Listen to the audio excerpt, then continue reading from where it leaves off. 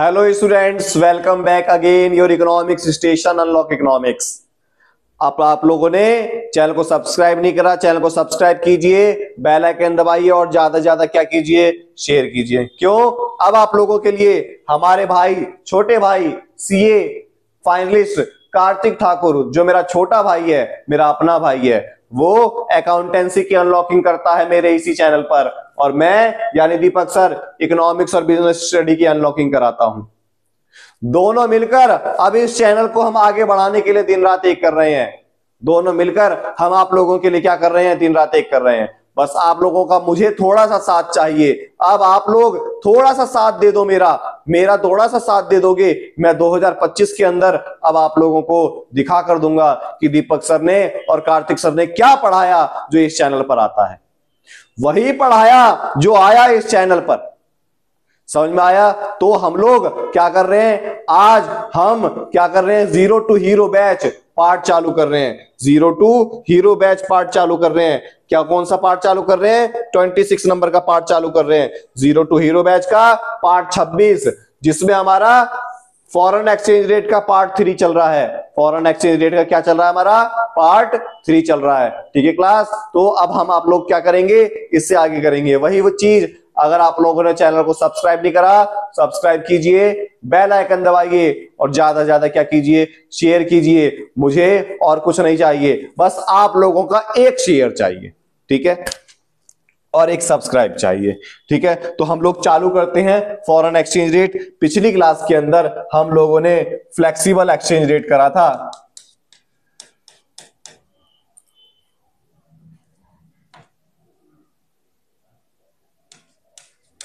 Flexible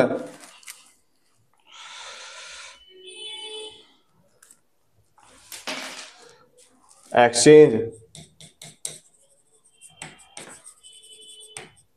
कर लिया था, फ्लेक्सिबल एक्सचेंज रेट, जिसके अंदर मैंने आप लोगों को यह बताया कि जहां पर ये डिमांड है और जहां ये सप्लाई है आपस में एक दूसरे को काटते हैं, वहां पर क्या होता है, तो वहां पर रेट डिसाइड होता है और वहां क्वांटिटी डिसाइड होती है। हमने ये कर लिया था। आज जो हमारा टॉपिक चलेगा कि अगर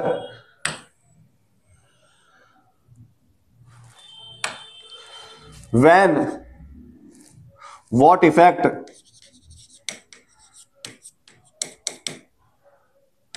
on foreign exchange या foreign exchange rate when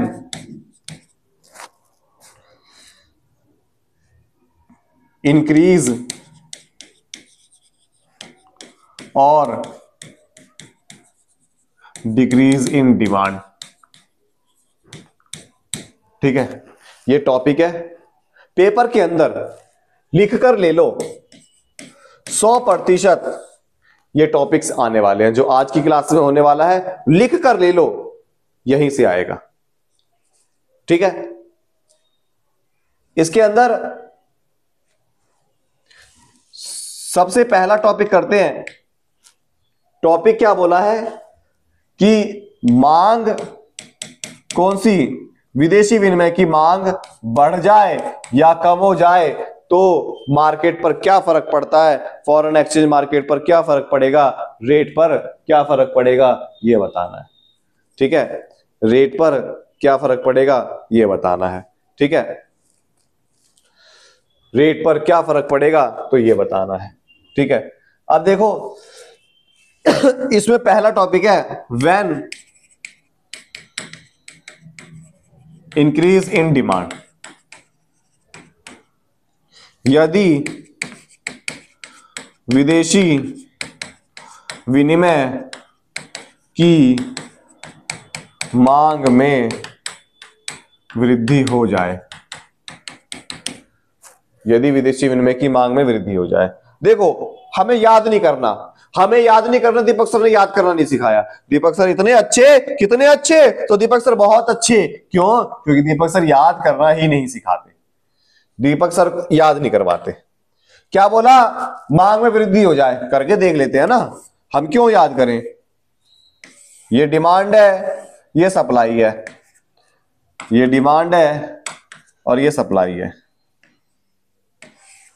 यहां जीरो क्वांटिटी और रेट है ना, यहां फॉरेन एक्सचेंज रेट आता है और यहां क्वांटिटी आती है। क्वेश्चन में क्या बोला, यदि विदेशी विनिमय की मांग में बढ़ जाए तो रेट पर क्या प्रभाव पड़ेगा। ये लो बढ़ा दिया, D1 और D1 हो गया, रेट हमारा बढ़ गया। देखो रेट डिमांड के बढ़ने से क्या हुआ, रेट क्या हुआ, बढ़ गया। हमें क्वांटिटी नहीं दिखानी, टॉपिक में यही बोला है, बढ़ जाए तो दर पर क्या प्रभाव पड़ेगा,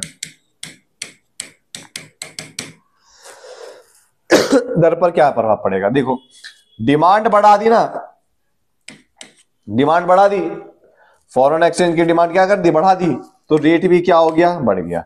मतलब क्या हुआ, $1 पहले अगर मान लो 60 का मिलता था, यहां पर 60 है, 60 का मिलता था, तो अब $1 कितने का मिलेगा, तो $1 80 का मिलने लग गया। वी नीड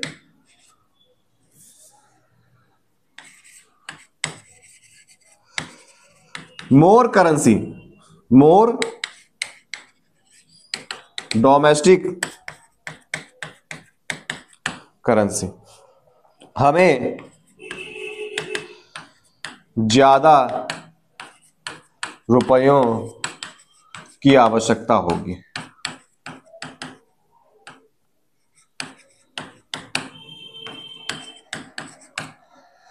हमें ज्यादा रुपयों की क्या होगी, आवश्यकता होगी। वी नीड, समझ में आ गया, $1। इसको बोलते हैं, इसको बोलते हैं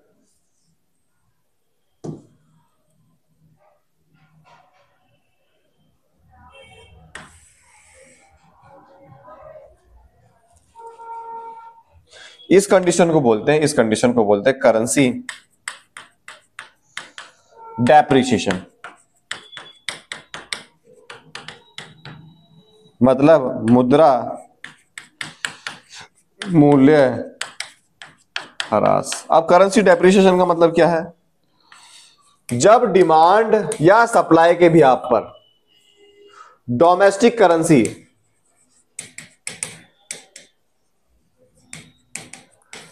क्या हो जाए,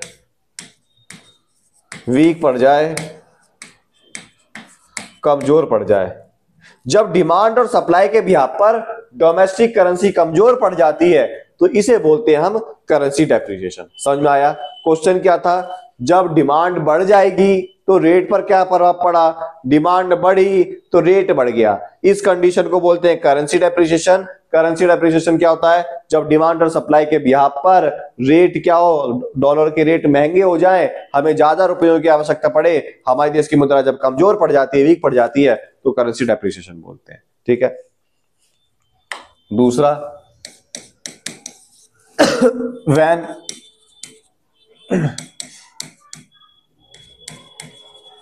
decrease in demand,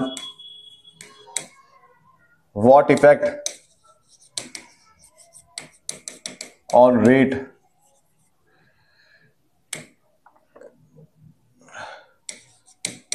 मांग में कमी से दर पर क्या प्रभाव पड़ता है। मांग में कमी से दर पर क्या प्रभाव पड़ता है, ये याद नहीं है, दोबारा बनाकर देखते हैं। डिमांड सप्लाई,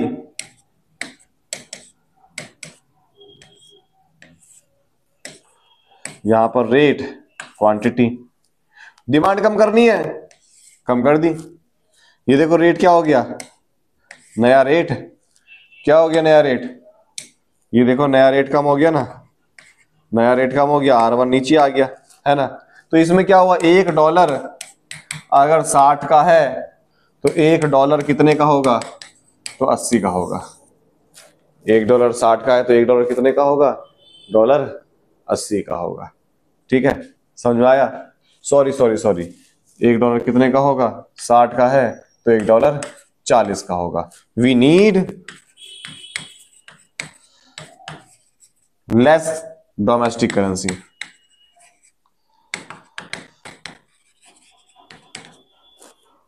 हमें घरेलू मुद्रा की कम आवश्यकता होगी। समझ में आया? मतलब $1 60 का था, तो अब $1 कितने का होगा?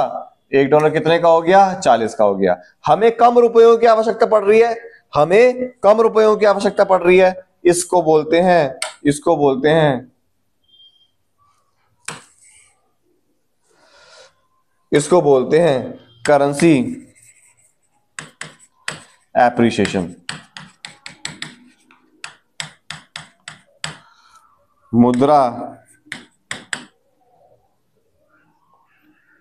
पुनर्मूल्यन हो गया, मूल्यह्रास हो गया, मूल्य वृद्धि, मुद्रा मूल्य वृद्धि। मतलब डिमांड और सप्लाई के बिहाफ पर, ठीक है, डिमांड और सप्लाई के फोर्स के द्वारा अगर domestic currency, domestic currency strong होती है, डोमेस्टिक करेंसी क्या होती है? स्ट्रांग होती है, ठीक है, तो इस कंडीशन को क्या बोलते हैं? मुद्रा मूल्यह्रास। मतलब मजबूत होती है। हमारी डोमेस्टिक करेंसी क्या होती है? मजबूत होती है, और फॉरेन करेंसी क्या होती है? वीक पड़ती है। इस कंडीशन में क्या बोला? मांग में कमी होगी, तो क्या हुआ? रेट कम हो गया। इसमें बोलते हैं करेंसी एप्रिसिएशन। हमारे देश की करेंसी क्या होती है? इसमें मजबूत होती है। ठीक है, ऐसा ही एक और क्वेश्चन आ सकता है। When increase in supply of foreign exchange, क्या क्या पर फर्क पड़ेगा? पूर्ति में वृद्धि से प्रभाव, पूर्ति में वृद्धि से प्रभाव। इसमें देखो,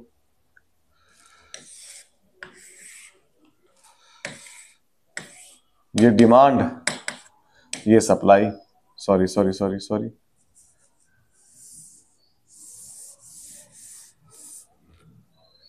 ये डिमांड, ये सप्लाई, रेट यहां है, ठीक है। बोला सप्लाई बढ़ गई, सप्लाई बढ़ गई, तो सप्लाई देखो ये बढ़ गई ना, नीचे की तरफ आ गई, तो रेट पर क्या हुआ? ये देखो रेट क्या हो गया? कम हो गया ना। सप्लाई बढ़ गई, जब कोई सामान मार्केट में बहुत ज्यादा बिकने लग जाता है, बहुत ज्यादा आ गया, खरीदने वाले लोग कम होते हैं, तो रेट कम करना पड़ता है ना। वही देखो इसमें क्या हुआ? $1 क्या था? 80 का था। सप्लाई बढ़ गई, तो ये वाली जो लाइन है, ये वाली जो लाइन है वो देखो नीचे आ गई ना, तो अब $1 कितने का हो गया? 60 का हो गया। सस्ता मिल रहा है ना, अब विदेशी करेंसी सस्ती मिल रही है। इसे बोलते हैं करेंसी एप्रिसिएशन। मतलब हमारे देश की मुद्रा क्या होगी? स्ट्रांग होगी, जो मैंने यहां पर बताया। ठीक है, करेंसी एप्रिसिएशन। ठीक है, अगला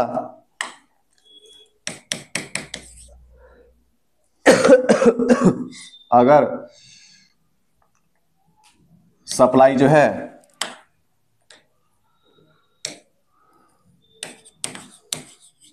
सप्लाई क्या हो जाए? डिक्रीज हो जाए, पूर्ति में कमी आ जाए, ये डिमांड है, ये सप्लाई है। पहले रेट यहां था, फिर यहां आ गया, रेट देखो बढ़ गया, R1 हो गया ना। सप्लाई के कम होने से ये देखो ये है S1 S1। सप्लाई जब ज्यादा होती है तो सप्लाई आगे की तरफ जाती है, और जब सप्लाई डिक्रीज होती है तो देखो पीछे की तरफ आ गई, है ना। सप्लाई जब डिक्रीज होती है तो देखो ये पीछे की तरफ आ गई ना, डिक्रीज हो गई। तो ये जहां पर ये काटते हैं डिमांड और सप्लाई दोबारा कटा, यहां पर क्या हो गया, हमारा रेट ज्यादा हो गया। तो मतलब $1 कितने का था, 60 का था, तो $1 कितने का हो जाएगा, 80 का हो जाएगा। इसमें क्या होगा, हमारे देश की मुद्रा क्या हो गई, कमजोर पड़ गई ना, तो वी नीड मोर मनी, ज्यादा रुपयों की आवश्यकता पड़ेगी। इसमें हमारे देश की मुद्रा क्या पड़ जाएगी, वीक पड़ गई, कमजोर पड़ गई। ये वही वाला टॉपिक है, ये वाला है ना, समझ में आया। तो देखो पेपर में आता है बहुत बार, एक हमने करा डीवैल्यूएशन, फिर उसके बाद डेप्रिसिएशन,